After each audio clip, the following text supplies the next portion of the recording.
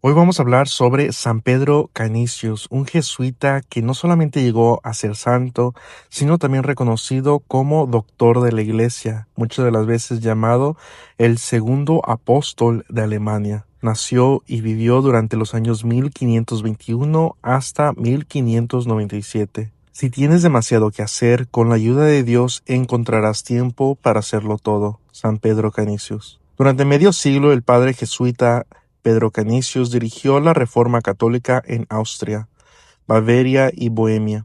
Por esa razón se le dice que es un apóstol de Alemania, solo superado por San Bonifacio. Con una energía estupenda predicó y enseñó en parroquias, reformó y fundó universidades, escribió muchos libros, incluidos los catecismos populares, restauró los católicos caducados, convirtió a los protestantes, predicó en retiros y encontró tiempo para cuidar a los enfermos.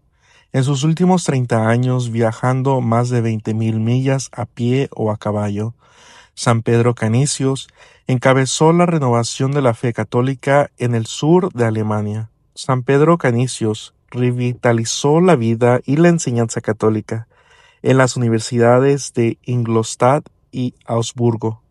Fundó otros nuevos en Praga y Friburgo. En las 4 ciudades su predicación y catequesis se ganaron los corazones de los católicos y atrajo a los protestantes nominales a la Iglesia. En Viena, su cuidado personal de las víctimas de la peste lo convirtió en una figura muy popular. Por lo tanto, cuando fue nombrado administrador diocesano, estuvo en condiciones de revivir la larga y decadente comunidad católica de la ciudad. Después de 1555, San Pedro Canisius publicó su famoso Resumen de la Doctrina Cristiana y 2 catecismos más pequeños.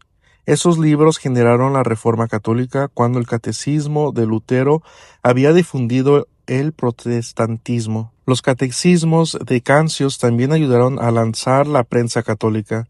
Durante la vida del santo fueron traducidos a 15 idiomas y reimpresos más de 200 veces. Al final del siglo XVI, cuando la hostilidad abierta tipificaba las relaciones entre católicos y protestantes, San Pedro Canisius aconsejó caridad y moderación. Se opuso a los debates teológicos con los líderes protestantes y en general desalentó la discusión de los distintivos católicos como las indulgencias, el purgatorio y los votos monásticos con los protestantes. Él creía que tales esfuerzos solo aumentaban la división y amargaban las relaciones. Él expresó sus puntos de vista en esta carta a su superior jesuita. Está claramente mal encontrar a los no católicos con amargura o tratarlos con descortesía, porque eso no es más que lo contrario del ejemplo de Cristo, porque rompe la caña magullada y aprieta el lino humeante. Deberíamos instruir con mansedumbre a aquellos a quienes la herejía ha hecho amarga y sospechosa, y se ha distanciado de los católicos ortodoxos, especialmente de nuestros compañeros jesuitas. Por lo tanto, por toda la caridad y buena voluntad, podemos ganarlos para nosotros en el Señor. Una vez más, en una política equivocada, comportarse de manera polémica e iniciar disputas sobre cuestiones de creencia con personas argumentativas que están dispuestos por su propia naturaleza a discutir. De hecho, el hecho de que estén así constituidos en una razón por las que tales personas deberían ser atraídas y ganadas a la simplicidad de la fe, tanto por el ejemplo como por el argumento. En el año 1591, San Pedro Canisius sufrió un derrame cerebral que casi lo mata, pero se recuperó y se dedicó a escribir durante 6 años más, hasta su muerte en 1597. Deja que mis ojos se duerman, pero que mi corazón siempre te cuide. Que tu mano derecha bendiga a tus siervos que te aman. Que esté unido con la alabanza que fluye de ti, Señor Jesús, a todos tus santos, unidos con la gratitud extraída de tu corazón, buen Jesús, que hace de tus santos te agradezcan. Unido con tu pasión, buen Jesús, por la cual nos quitaste nuestra culpa, unidos con el anhelo divino que tenías en la tierra por nuestra salvación, unidos con cada oración que brotó de tu corazón divino, buen Jesús, y fluyó en los corazones de tus santos. Ahora hablemos un poco más sobre por qué San Pedro Canicio es reconocido como doctor de la Iglesia. Era porque muchas de sus obras teológicas fueron de mucha bendición y dieron muchos frutos para nosotros aquí en la tierra. Quería un catecismo diseñado específicamente para llegar a aquellos que durante largo tiempo habían deambulado lejos de la doctrina católica bajo la influencia del luteranismo, y creía que la mejor manera de emprender la composición de tal catecismo se encontraba en el método y disciplina de la Compañía de Jesús, es decir, de los jesuitas. Por ello, Canicio no recurrió a la multitud de catecismos populares ya disponible en el 1550, sino que propuso crear uno nuevo. Estaba convencido que sólo un catecismo jesuita podía responder a las necesidades de la población a la que quería llegar. Lo que Canicio entendía realmente por un catecismo compuesto según el método y disciplina de la compañía solo quedó claro 5 años más tarde, cuando publicó su primer catecismo. En los años intermedios hubo correspondencia esporádica sobre posibles iniciativas catequéticas y el inicio de diversos proyectos en esa línea por parte de los jesuitas Claudel, Diego Lainez y Andrés de Fro, pero no llegó a sugerir ningún catecismo completo y acabado, y finalmente Canicio tomó el asunto en sus propias manos. La Summa Doctrinae Christianae de Canicio, impreso bajo el pontificio de Fernando I de Habsburgo, entonces rey de romanos y pronto emperador del Sacro Imperio Romano, estableció el modelo catequético al que se ajustarían todos sus catecismos posteriores.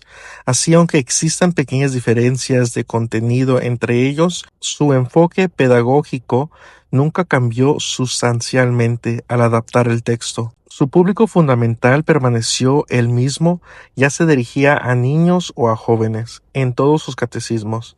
Canicio se esforzó por proporcionar una base sólida de doctrina católica, que pudiera responder a las preguntas de los escépticos y ofrecerles las herramientas espirituales necesarias para orientarse en el mundo religioso posterior a la Reforma.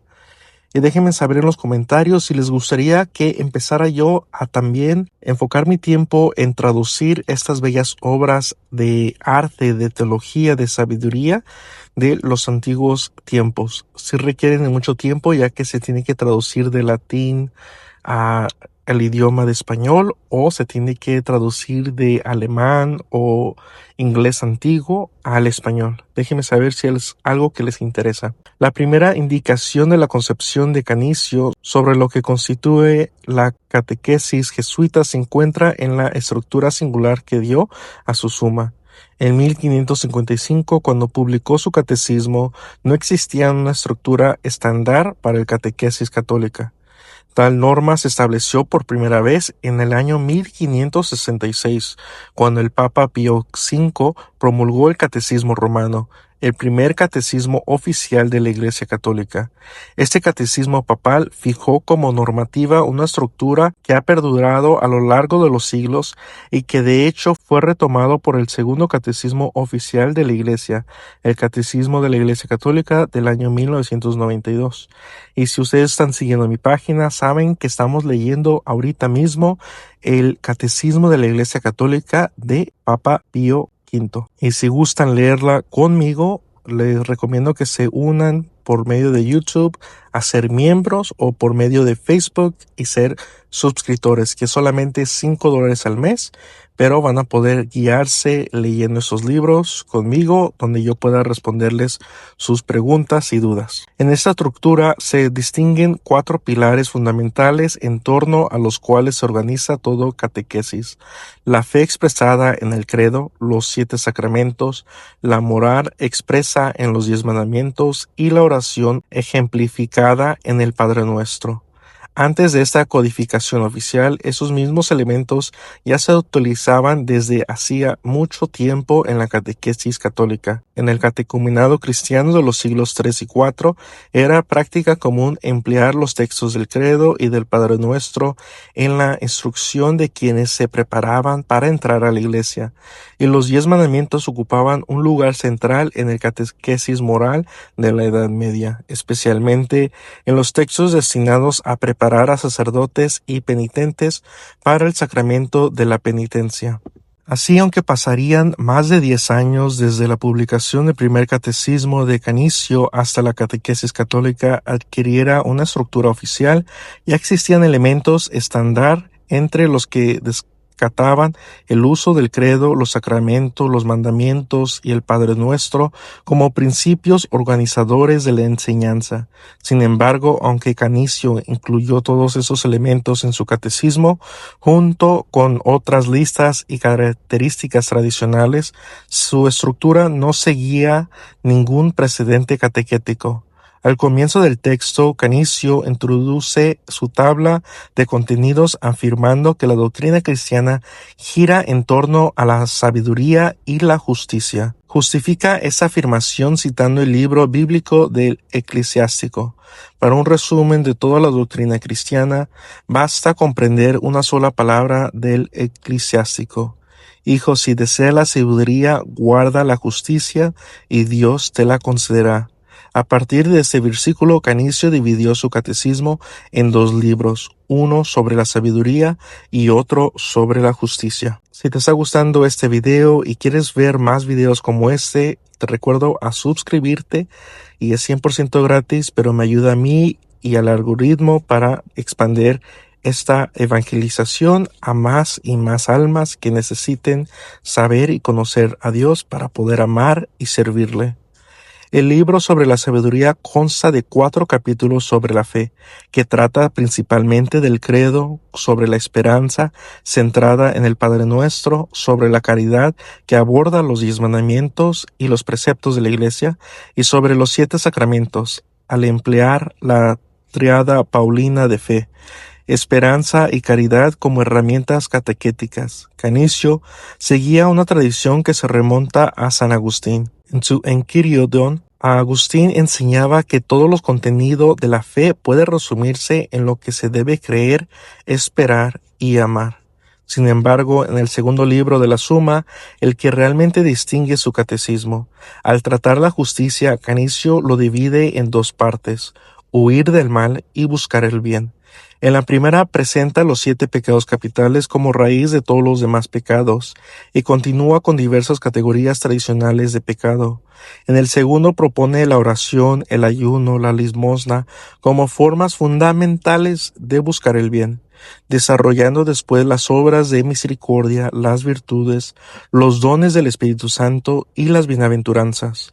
Este camino culmina en la invitación a imitar a Cristo mediante los consejos evangélicos de pobreza, castidad y obediencia. Finalmente, Canicio concluye con las enseñanzas sobre las 4 prostimerias: muerte, juicio, infierno y cielo, o las 4 últimas cosas que hemos hablado, por ejemplo, en nuestra formación en vivo este 25 de abril que acaba de pasar, sobre las glorias del cielo. Así el lector ideal, habiendo rechazado el pecado y abrazado el bien, queda preparado para afrontar su destino eterno. La originalidad de su enfoque no radica tanto en lo contenido como en su organización. Un rasgo especialmente significativo es que sitúa los 10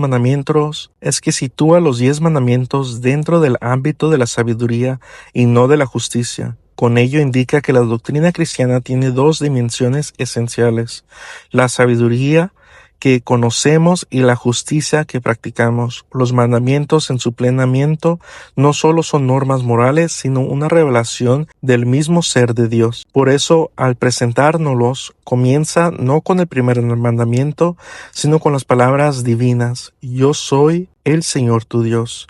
De este modo, los mandamientos aparecen como un reflejo de la sabiduría divina, un medio para conocer la mente y la voluntad de Dios, aunque implican una respuesta moral, su valor principal en que introducen en la visión de Dios y por tanto acrecientan nuestra sabiduría. Así los mandamientos construyen el inicio de la vida moral cristiana, pero no su plenitud. Por ello, en el Catequesis de Canicio pertenecen ante todo el ámbito de la sabiduría que fundamenta toda la fe cristiana. San Pedro Canicio ruega por nosotros.